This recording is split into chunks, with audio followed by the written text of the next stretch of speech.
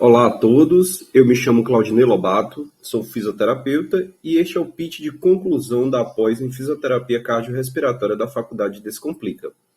Iremos explorar a abordagem ao paciente crítico em ventilação mecânica. A problemática que iremos abordar neste estudo é como conduzir o paciente em estado de hipoxemia.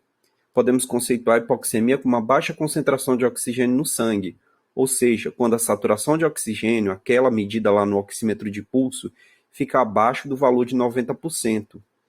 Essa tal problemática é de suma importância devido à grande demanda de profissionais que tivemos no período do Covid, fazendo que muitos profissionais sem prática ou sem vivência migrassem para as UTIs. Então é cada vez mais importante a gente esclarecer tais temas.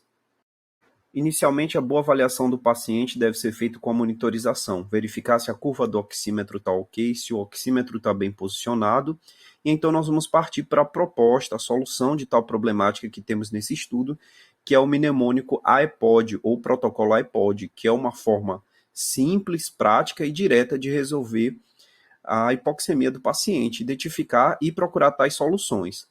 O primeiro ponto, o A é de alto PIP, o E é de equipamento, o P é de pneumotórax, o O de obstrução e o D de deslocamento do TOT, do tubo orotraqueal.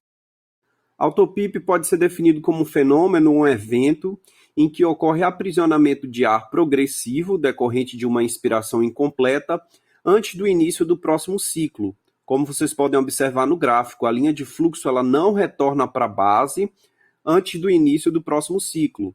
Isso significa que o paciente ainda está hiperinsuflado e não conseguiu expirar todo o ar necessário para iniciar o próximo ciclo. E o que nós podemos fazer para solucionar tal problemática? Pode-se reduzir o volume minuto, de que forma? Ou se reduz o volume corrente, ou se reduz a frequência respiratória, ou os dois. Aumentar a relação em Z's, o paciente está com uma relação de 1 para 2, a gente pode aumentar de 1 para 3 para ter um maior tempo de expiração. E promover técnicas de desinsuflação pulmonar.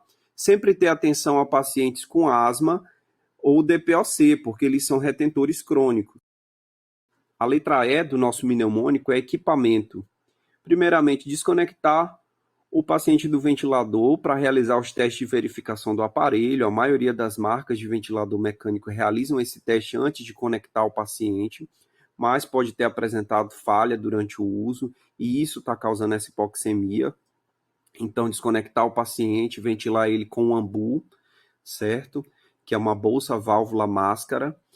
Enquanto isso, realizar esse teste e, no último caso, se não passar em nenhum teste, realizar a troca do aparelho.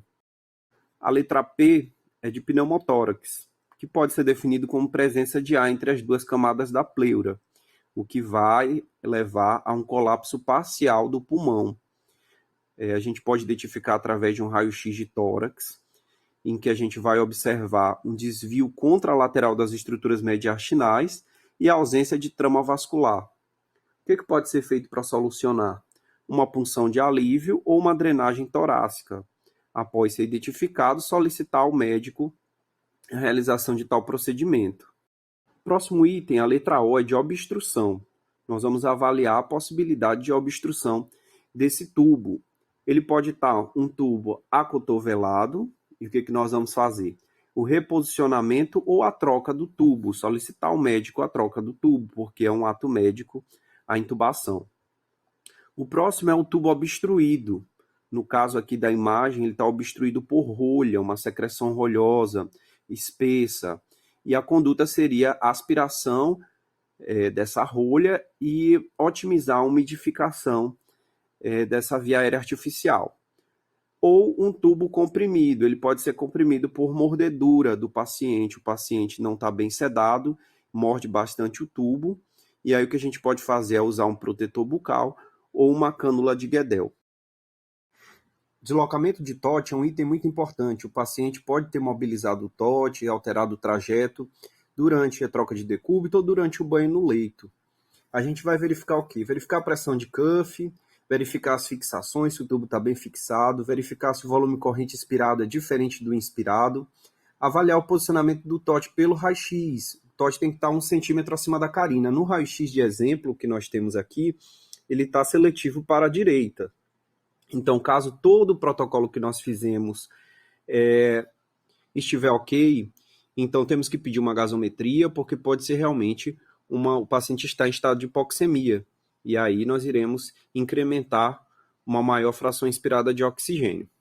É importante frisar que existem outros sinais clínicos e doenças de base que causam hipoxemia. Este tutorial é apenas para nortear algumas condutas. E sempre pensar que a conduta em UTI é contínua. Ela precisa ser avaliada, aplicada as condutas e reavaliada. Espero que ajude a todos. Obrigado.